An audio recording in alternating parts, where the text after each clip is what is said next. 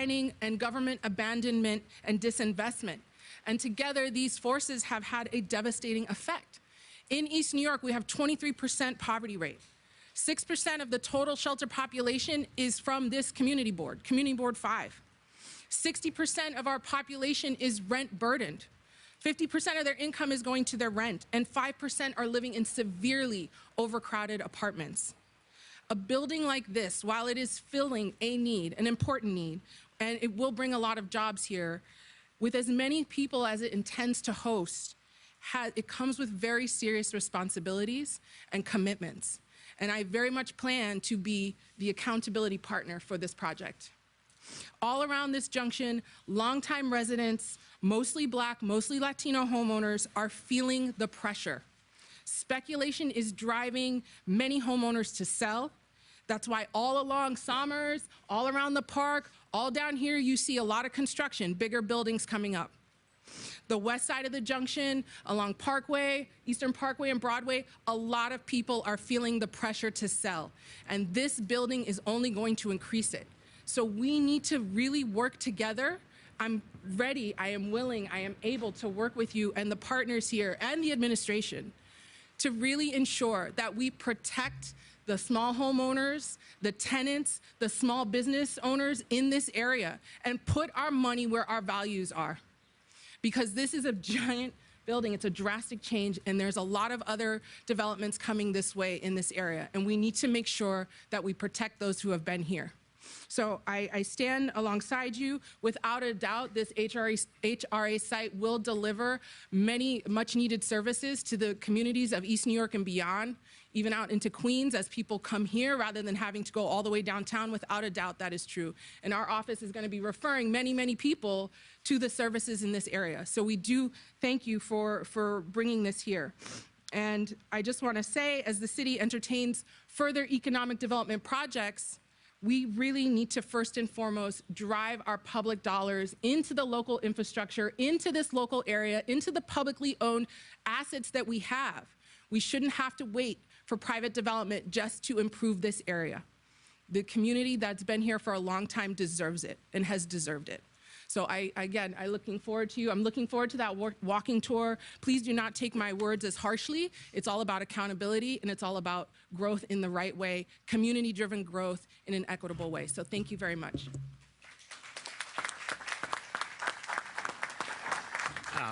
Thank you, Council Member. Really appreciate that spirit of partnership, and we are going to be here. And part of the reason we're going to be here is we have an unbelievable staff at EDC who's truly committed. There are lots of them here, but I just want to specifically thank Lauren Wolf, who took a leadership role in this project many years ago and is really driving our strategy around care. So thank you, Lauren. So it's now my pleasure to turn it over to the developer, Abraham Lesser, and his representative, Ross Moskowitz, who's going to speak on behalf of the developer.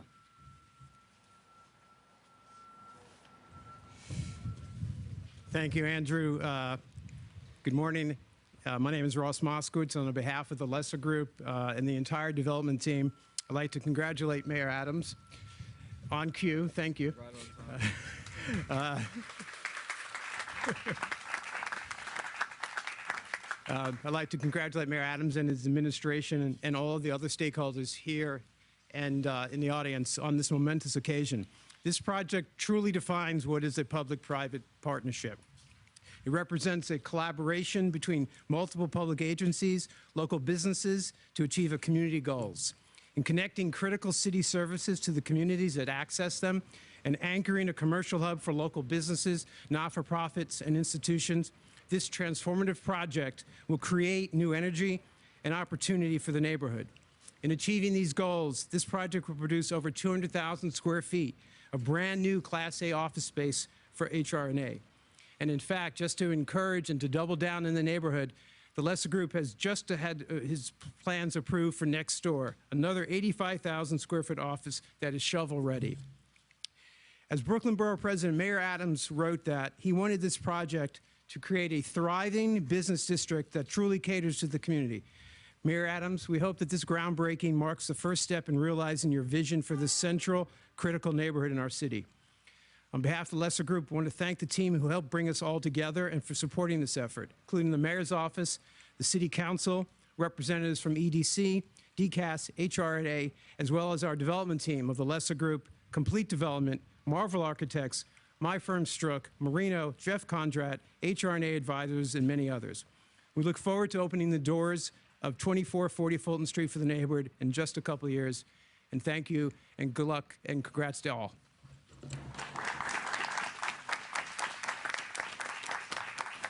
Thank you, Ross. 30 years ago, when I was starting my career at the State Urban Development Corporation, I was lucky enough to meet a guy named Bill Wilkins who started to tutor me on what community development was, what industrial development was.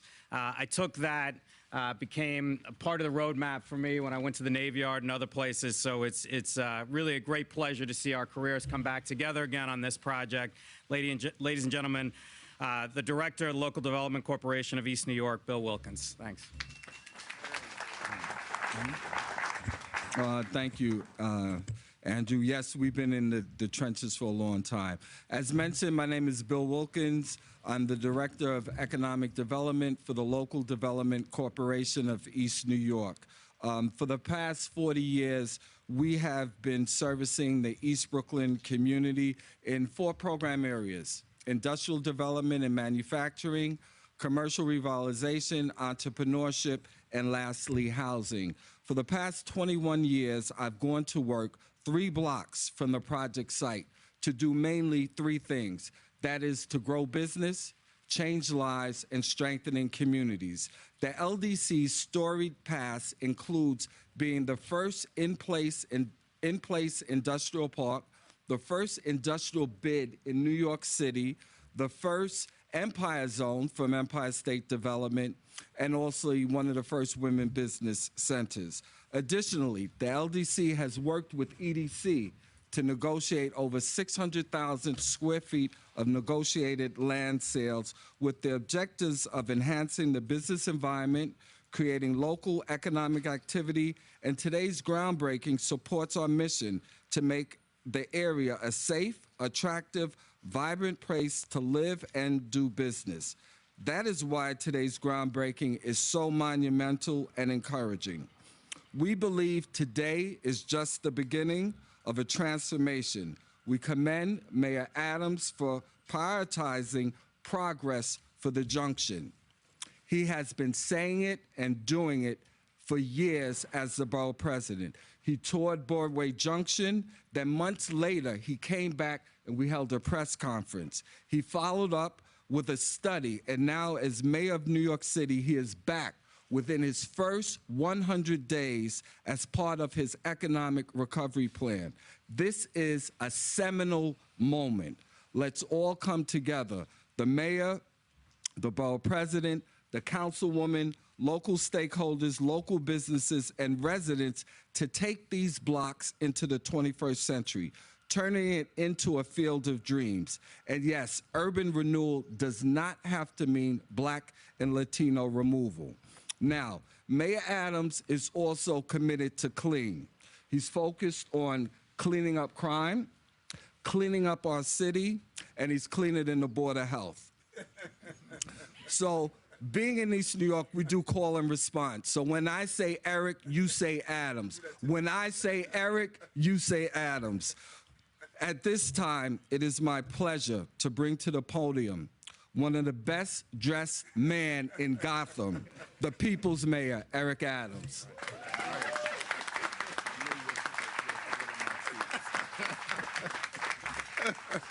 Oh, man. You know, I thanks so much, Bill. And, you know, this area, the Junction, means so much to me. District 33, my beginning days as a transit cop. I remember riding through here, seeing the L, the J, the A, just watching a community with so much opportunity just being ignored. And I, too, like Andrew, when I had the opportunity to meet Bill, he was just a visionary. And I was the borough president at the time. We walked through the area, we saw the possibilities, and it was right there. And I think nothing is more applicable than what he stated, that this is a field of dreams. But, you know, as we build it, they will come. but they coming cannot be displacement. There are far too many people who have been here for so long and really wanted to have an opportunity to watch the growth of this community. My auntie lives on 22 Pillen Street. I remember staying with her during the summertime, taking the train here, walking down the block towards the Chauncey Street station, and I knew that we had a great potential and opportunity here. And so, Bill, kudos to you and your entire team for just coming with the vision, and Andrew materializing that vision. We have so many partnerships together, Andrew, back from the days of the Navy Yard to the days of Sunset Park, and I'm so happy you are at the helm right now as we move our city in the right direction. And I want to thank the partnership and commitment to building a more equitable city. Our city is coming back. We are going to make sure that as we come back, we are not going to have a setback for those who have had historical inequalities. We're going to come back together, and I am committed to do that, to doing that. Promises made, promises kept. We're going to say that over and over again in this administration. Almost 100 days in. Sunday, I think we had day 97. Sunday will be 100 days in. We have revisited the communities and people who we have met along the way and stated we're going to fulfill the promises I made on the campaign trail. We pointed out our commitment in the blueprint for New York City's economic recovery, and breaking ground on this space here is the continuation of that blueprint. And this is the first project of our CARE strategy. CARE standing for, it's an acronym for City Agencies Revitalizing the Economy. And we're going to be deploying this approach throughout the entire city. We're going to go to places like the Bronx, Queens, and ensure that we utilize government resources to uplift entire communities. And it's not just an office building. It's so much more than that. It is the city staff, people who come to the location, all of the employees, they're going into the local restaurant, the local bodegas, the local stores, and they're helping boost the entire economy. And you can look at this location. Broadway Junction is a transit center. And it has been underutilized for so long. It allows New Yorkers to come to a central location if it means taking the A train, the J train, the L train, and the multiple number of buses, and it's a safe place. Right at the foot of Broadway Junction is District 33, which is the transit district, and it plays the level of safety that we need. It has been underserved for far too long. Today, we change that. We start not only to put a shovel in the ground, but we start the opportunities of investing in a community that has been long overlooked. We're kickstarting the economic growth in this area right here in Brooklyn. City government is leading the way. How many jobs? 1,000 jobs. 1,000 jobs with 1,000 opportunities to really feed into the economic growth of the city. Hold on, this may be the president, and I don't want to miss it. It's the days of cell phones. Lose your life. The 1,000 people will be buying coffee, buying sodas, buying vegan sandwiches, and all other healthy things they have in their community. So there's some great possibilities here, and we're shifting the city space closer to communities so they can have access to the communities and services that they need right in their neighborhood, giving New Yorkers greater access to city resources, agencies, and people, and making cost efficiency by moving our offices from expensive spaces in Manhattan and other locations so that we can bring in businesses which we are going to attract to our city, to have those more costly spaces, but making the best out of taxpayers' dollars. And so a few weeks ago, when I outlined my blueprint for economic recovery, I spoke of going back to the way things were before, but we're not going back where we're ignoring those who were impacted greatly by the pandemic. We're building a more inclusive economy that works for all New Yorkers. This is about reimagining our communities and giving the hope and opportunity by doing so. We know, and clearly you know, New York is the economic engine of the nation. The way goes New York, goes America. If we get it right here, America will get it right. And I want us to set the standard across the entire country and show the rest of the country how you do inclusive development. And so I'm excited about this project. I'm excited about putting the shovel in the ground and returning to the commitment that I made to this community and the leaders of the community. We can do this in partnership as we finally reach towards East New York, South Bronx, South Jamaica, Queens, Rockaways, all of these communities that have watched the buildings go up, but their hopes and opportunities were going down. We're moving in the right direction, and thank everyone who's a part of this initiative. All of you who are sitting here, this is your victory, as much as it is the victory of this administration. Thank you very much. Thank you, Bill. Thank you. Bill, you want to speak? Okay. We'll open a few questions.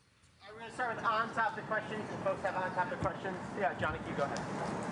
Given the continued presence of remote work and, lots of office space that's still empty, people haven't come back, does growing commercial space still, necessarily translate to new jobs today? You said growing office? Expanding commercial space still translates to jobs given remote work?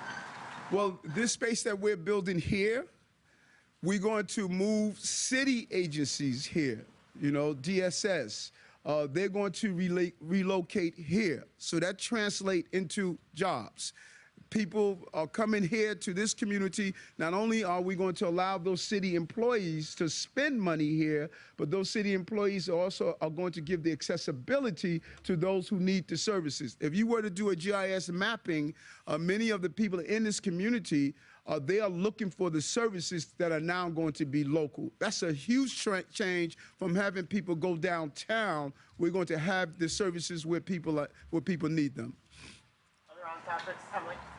Mayor Adams and Mr. Wilkins, can you detail more how you'll stop the displacement of Black and brown New Yorkers? That's very specific, but that's a priority of yours. Well, number one, by having our local businesses. Our local businesses are going to be here. We're going to continue to make sure that we develop here in housing. We're going to partner with the council person, the assembly person, the state senator in this area to hear their plan about how we want to do affordable housing in this area. And we're going to go after those who harass tenants and displace them. We had a case yesterday that I received a call day before yesterday at 2 a.m. in the morning where a landlord illegally evicted a tenant.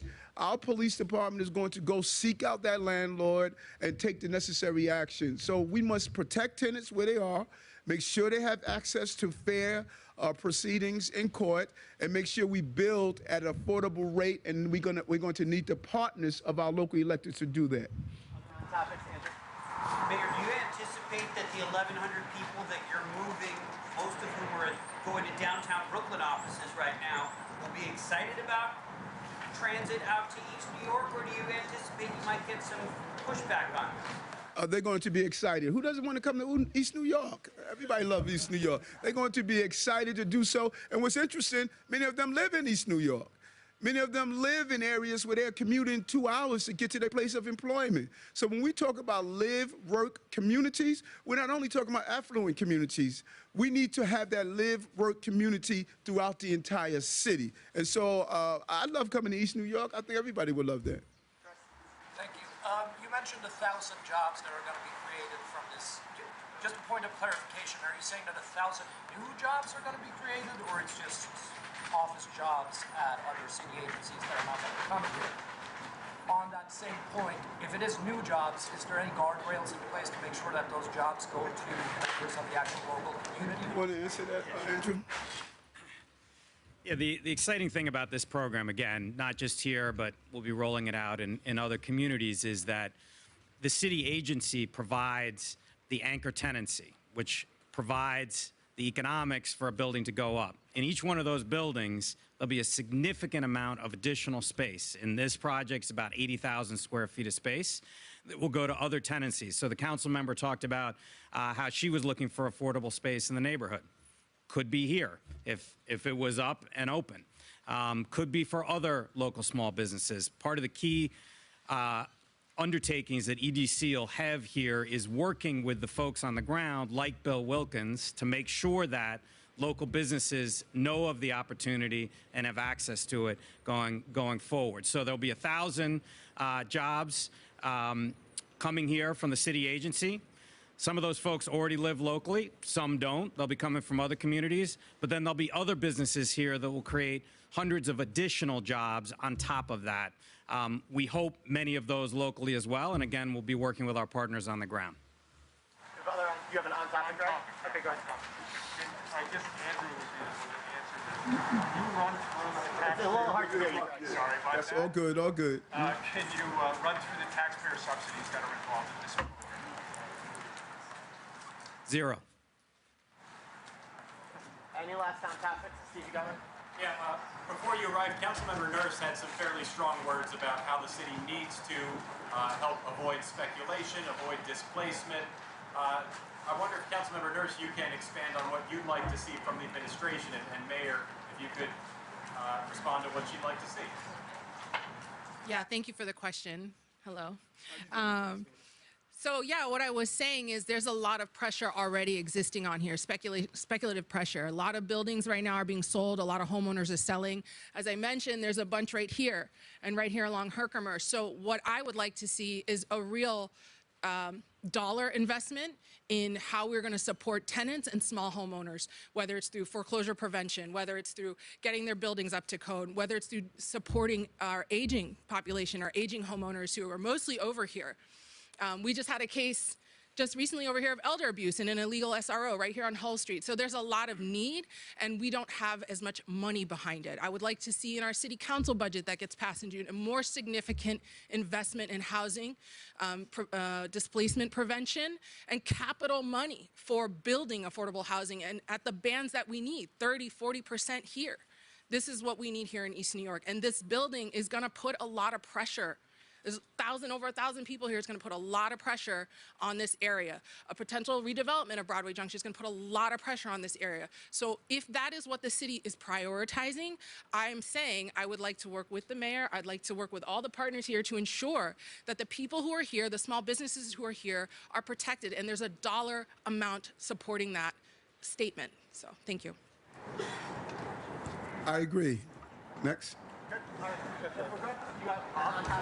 right, so we'll clear folks out and we'll take some off topics. Okay, what we're doing is shoveling stuff.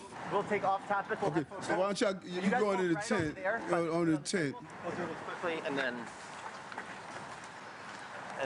we will do our photo.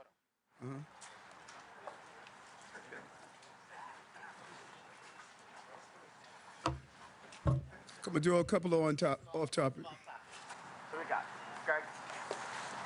So, Mayor Adams, I just want to ask you about the program that the prior administration put in place during the pandemic to move Rikers and State Prison inmates who were being released into hotels. And what happened this either Monday or Friday, you got a letter from a number of Queens elected officials who are concerned about why is this program continuing when prior administration told them that this was going to be a COVID-related program, and it no longer is. So can you just address their concerns? Okay. And tell me, is there an end game here?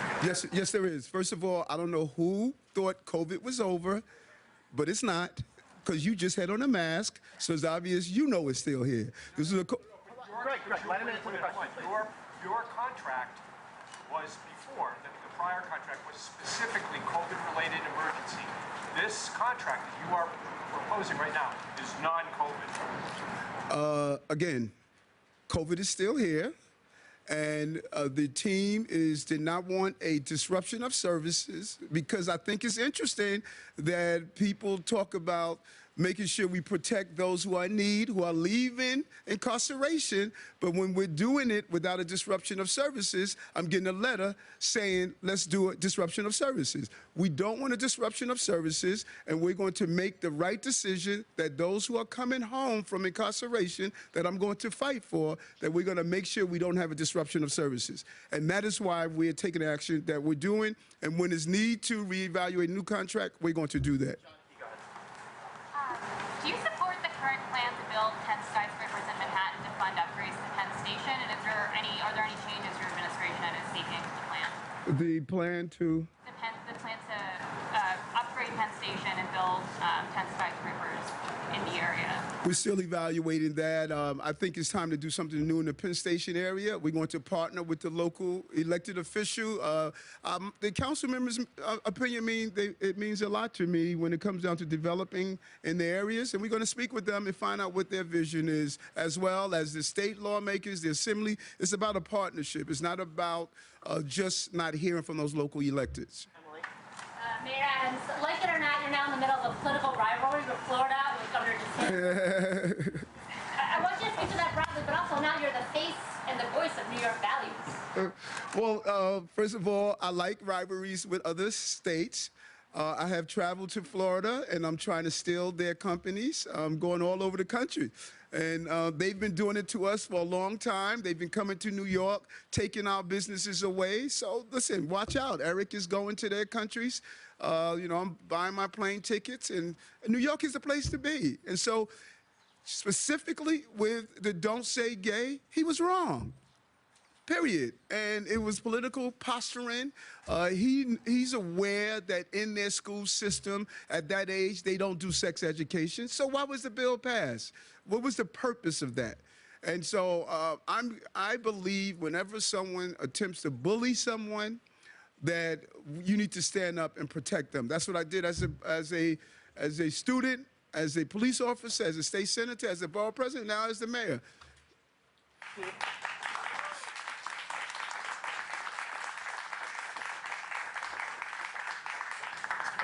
you just said you value council member input. Recently, the Progressive Caucus of the council, which is a majority of the council, put out a letter on homeless encampment saying what you're doing is cruel, it's callous, it creates more harm for this population. Given that it's a majority of the council, how do you plan on working with this council when it is diametrically opposed to you in this instance? Well, let's be clear here. The partnership is hearing the voices of those. Consult, not consent. We need to be clear on that. Let me tell you what's cruel. Cruel is having people live in cardboard boxes and tents, human waste, drug paraphernalia, no bathrooms, no showers, no place to put your clothing. That's cruel. And so I want to work with my council members, and I would like to see them with me at 2 in the morning when I'm on the train stations talking to people who are homeless. I want to see them at 4 a.m. when I'm going to encampment sites.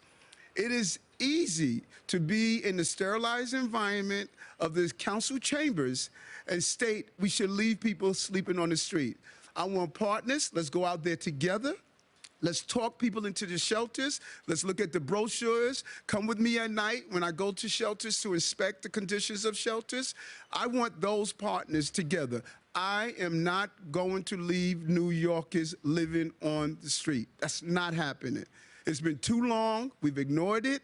We act like it didn't exist. That is not what my administration is about. We're going to place them in shelters, permanent housing, and we're going to demand, that's why Gary Jenkins is here, who lived in a shelter once. That's why he's here. That's why he's my commissioner. We're going to make sure those shelters are safe, clean, and transition people into permanent housing. There is nothing dignified one day of having someone live on the street. I'm not going to allow that to happen. I think that's a good note, folks. So No. Because if you don't, they're going to talk about me, you know. How are you? Oh, how you doing? Yes. Yes, you can. We'll do about 3 more, and then we got to do this shovel. All right. So my first question is about the now former city attorney who confronted you at your last press conference on Monday. 3 questions. Did you know she was a city attorney when she confronted you? What was your reaction to both the interaction you had with her and finding out she was a city attorney? And did you make the call to fire her? Great questions. One, if anyone who was there at the press conference, when she spoke, it was clearly she was not a reporter, but what did I do? I say allow her to speak.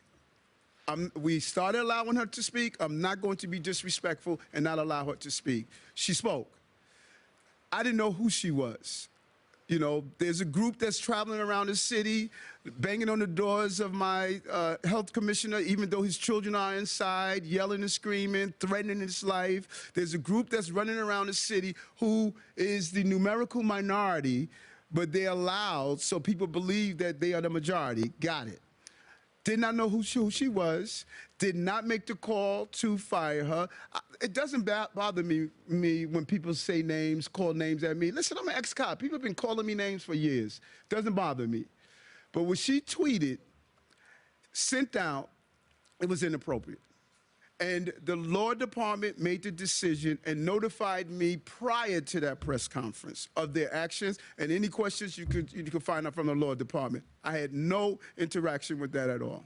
And my second question is on a report in the city.nyc this morning that you met with Mets owner Steve Cohen in January.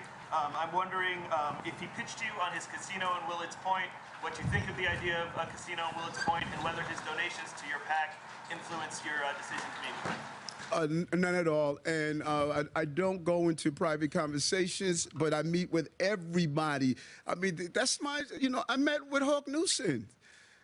I met with, I don't understand why people think a mayor shouldn't meet with everyone. I meet with everyone. I meat with you. Casino at City Field, yes or no? Listen, we're looking at all the proposals. We want the best for New York City. We want the economic development. Whatever happens in New York City, we think this is the best place, and we're examining all the proposals. Thank you.